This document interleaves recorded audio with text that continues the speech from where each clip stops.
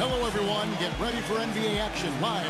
A quick check now the starting five for both teams. Okay, first for the Bulls. D. Rose and Jimmy Butler, the backcourt. And down low, the two-time NCAA champion at Florida. The 6'11 tornado of energy and effort. It's the big man, Joakim Noah. Then it's Dang, and it's Boozer in at the four-man position. And for the Clippers, CP3 at point with Redick there the backcourt. And inside at center, a long 6'11", the sky-sweeping big man out of Texas A&M, DeAndre Jordan. Then there's Jared Dudley, and it's Griffin in at the power forward. Now here's Griffin after the miss by Luol Deng. Paul kicks to Redick. Clock at 6. Here's Jordan.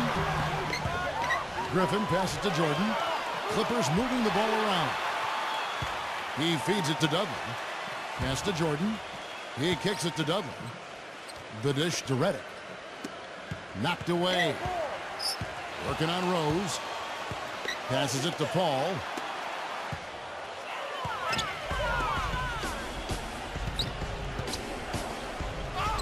Rose attacking. The 10-footer finds the target. Rose has got the first points up on the board for the Bulls. He's so reliable. You know, his offense seems to be consistently there for this team. Well, you look at the Clippers, and they clearly are one of the most entertaining teams in the NBA. One of the outstanding team shows you'll see. They have fun, they're up and down. But they're a hard-working group, and a lot of that you have to attribute to their leader, Chris Paul. Well, Clark, as you were taking a look at the Clippers, they are a fun team, an amazing product so far with big names all around. But, you know, Steve, they've got to work hand in hand to make sure they're always at their best and not take things for granted. Well, I think it's still a team that's a work in progress. You've got a young front line in Griffin and DeAndre Jordan, great point guard in Paul, but the new additions have helped, and I think it'll be interesting to see if this team can gel during the playoffs. Now go to Doris Burke, who spoke with Tom Thibodeau. Doris? We talked about the difficulties of facing a player like Chris Paul, and he said that what makes Paul so incredible is his court vision. He explained that there haven't been many players like Paul who can pick a defense apart with both his passing ability and his patience in the offensive sets, saying really, he can just wait you out until he sees a weakness, and that's where he attacks. Thank you, Doris. Rose, that's good. Tell you what, it's hard to argue with the record for Coach Tom Thibodeau of the Bulls, but the rumor mill has it that the front office hasn't been happy with how hard he's ridden his top players. Luol Deng missed time last season with the hamstring injury. Joakim Noah came down with plantar fasciitis. Hey, those things happen, and I'm not quite sure you can put that at the feet of Tom Thibodeau. Now here's Rose, following the miss by Griffin. Open shot, Deng. It's good. This time the assist from Rose. And, guys, Deng has developed into a very good shooter, especially off spot-ups or maybe one-dribble pull-ups. He's got range. He's developed that out to the three-point line, but he really likes to go to that mid-range area. One or two dribbles into the paint, he'll rise up, shoot right over the top. But you know what I like about him most, Steve? Deng is a very well-balanced player. He does a lot of good things offensively, but he's just as good at the defensive end. He's a big key to his team's tough defense. And going back to Tom Thibodeau and that minutes load on his stars, it seems it's getting harder for players to weather big minutes, Steve, these days. I think it's going to be really interesting going forward to see this Bulls team this year and beyond. Will that wear them down? Their guys played too many minutes. They've had a lot of injuries. I think it's time to scale back a little bit on the minutes played. Clippers trail by 10. Kicks to Jordan. Working on Noah. Back to Paul. And there's the pass to Redick. Feeds it to Griffin. He dishes it to Dudley. Here's Jordan. And again, unable to change momentum here. Noah once again had a really solid season, but his field goal percentage numbers dropped from where they had been the past few years. I think part of it was not having Derrick Rose on the floor, and then also he was hurt. Plantar fasciitis bothered him some, but not having Rose, I think, led to Noah forcing the issue a bit. Well, and speaking of Noah, some dip into his finishing numbers. You wonder if his injuries played a part in that. Yeah, Coach Thibodeau rode him pretty hard. A career high in minutes. In fact, second most per game among centers in the NBA last season. And we remember he had the foot injury during the playoffs. So he's always had some health issues, but he's battled through them. Are you surprised that he's become the warrior that he's become in the NBA? Not really, Kevin. He was a winner at Florida, a guy who loved to play. He's got a lot of passion for the game. Boy, I tell you, the Bulls showed how resilient they could be without Derrick Rose last season. They played competitive basketball, but up against the Western Conference, they just didn't quite have the same punch. Got beat up pretty good out west. Paul dishes to Barnes. Dudley. Paul outside. Pass to Barnes. Back to Paul. The feed to Dudley. Shot clock at 6. He passes to Paul. Dishes to Barnes. And out of bounds as the Bulls gain possession. And back to the Bulls against the West. Not sure what exactly their shortcomings were, but in the end, Steve, they were only able to win 11 games out of the 30 they played out of conference. You know, the Bulls were a team that could win games on grit and toughness, but the West was a lot more talented last year than the East. And so some nights Chicago just kind of ran into reality, and they didn't have enough talent to deal with some of those Western teams. And so here are the Clippers. After Kirk Heinrich's three-pointer that didn't go. There's 1:26 left in the first quarter of the game. Rose kicks to Heinrich. Heinrich, right side. Rose. He feeds it to Gibson. Some solid defensive work there from B.J. Mullins. Clippers trail by 8. Collison, the pass to Mullins. Wants to get it to Barnes and does. Misses the layup. The Bulls have gone 6 of 10 from the field in this ballgame. Rose with the ball. Picked up by Collison. It's taken away by Collison. Barnes against Dang. Barnes can't get it to go. Tough D on the inside. Put up a roadblock, a construction barrel right there. That's what he brings defensively. And that basket's going to count, folks. Gets the goaltending call right there. He almost got to that shot in time, but not quite. You can't touch the ball once it's on the way down. Now you can tell what the crowd thinks about that call. Yeah, they erupted as soon as the whistle blew. Dudley dishes to Crawford. Collison. Barnes kicks to Collison. Clippers moving the ball around. The 8-footer. Los Angeles with another miss. Chicago leading by 10. Dunleavy, the pass to Rose. Pass to Dunleavy. Heinrich outside. Three-pointer. No up.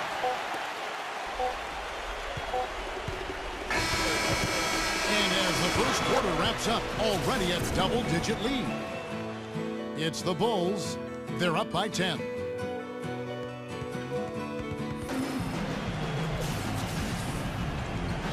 Welcome back, folks. Thank you for tuning in to the NBA on 2K Sports as we get set to get going once again.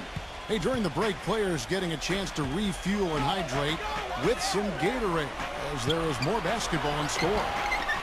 And some stats here, guys. The scoring breakdown for the Bulls. They've set the first half tone by really getting out in transition. You know, another factor in their offense so far has been their ability to convert and score off turnovers. He squares up and sinks it. Heinrich's got the first points up on the board here in the second quarter for Chicago. Clippers trail by 12.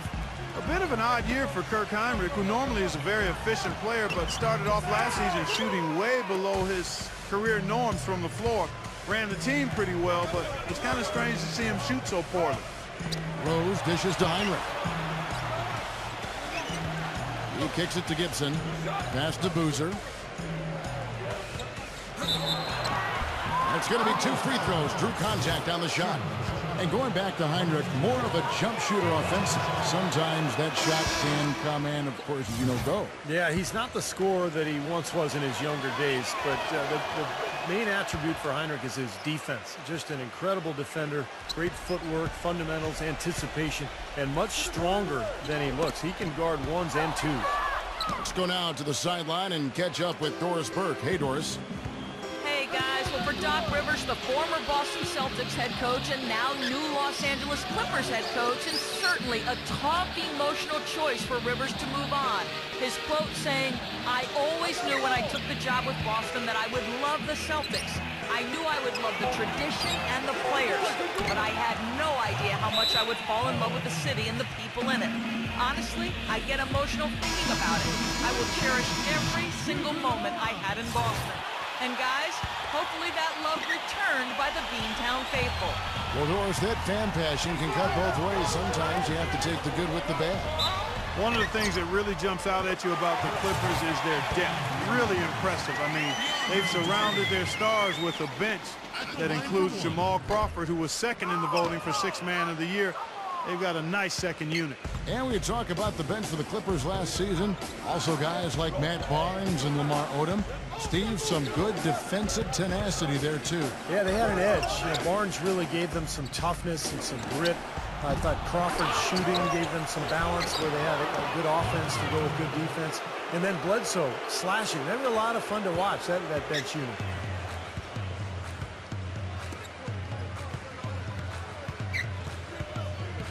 And Redick kicks to Griffin.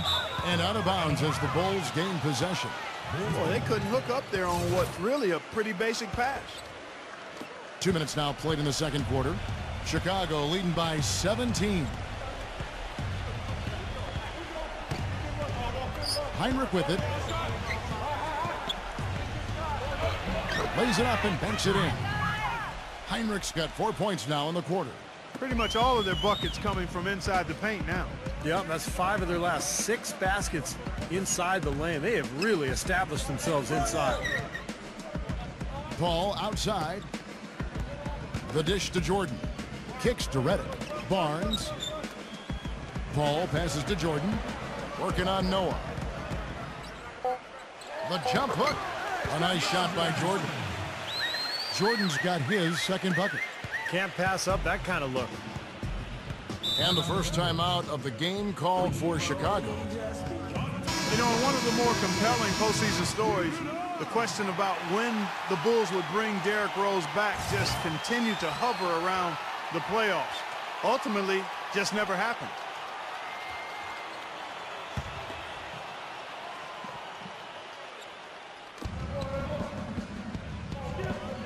Heinrich outside.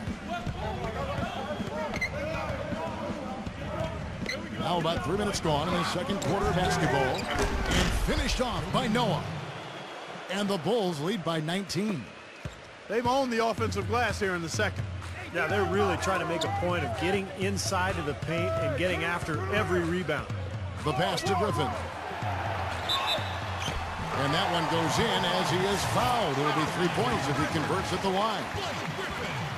Well, back to the Bulls, and even without Rose, I think the team made a big statement, Steve, with how they played in the postseason. They showed that they weren't just a one-man show with Rose running things, and have a solid core and system that will always compete. Well, it's the second straight year that the Bulls have essentially been without Rose in their playoff run due to injury. And so I think Chicago fans are kind of wondering what exactly the roof is for this team, the ceiling, if you will. Let's hope that Rose stays healthy this year, so we'll find out. And in the paint, they have really shown some strength. Their work on the boards has been phenomenal. Yeah, I'd certainly call it a mismatch, Steve, at least for today. And that's out of bounds. Chicago will retain possession. 13 seconds on the shot clock. 13.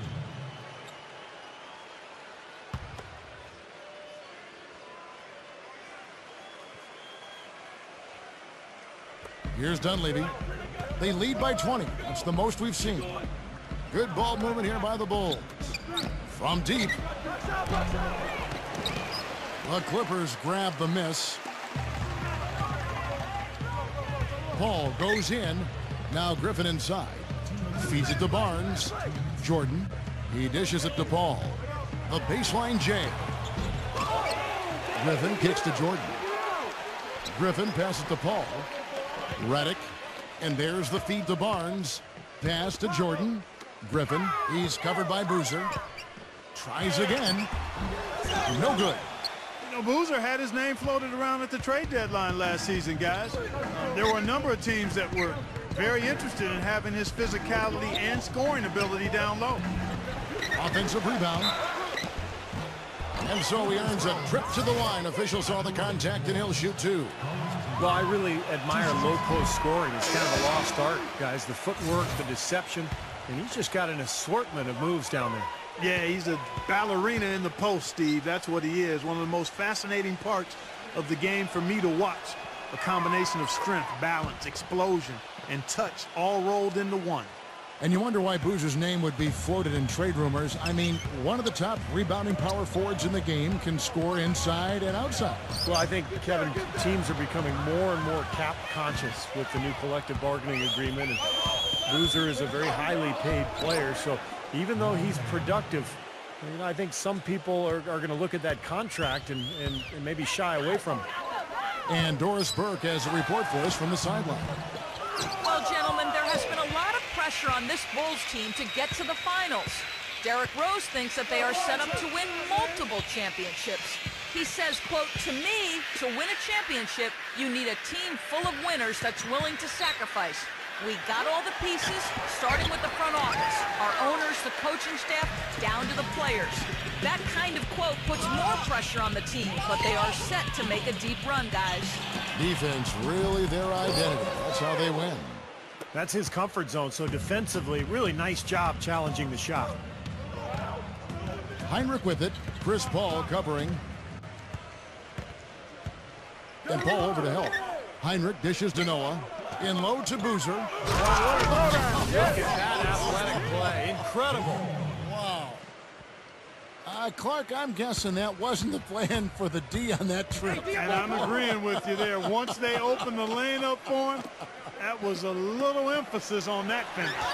Take what the defense gives you and then just power it home, right? Why not?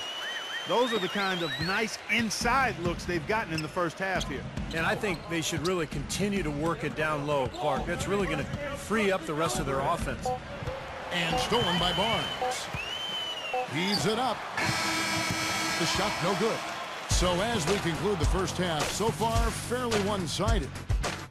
And now, brought to you by Sprint.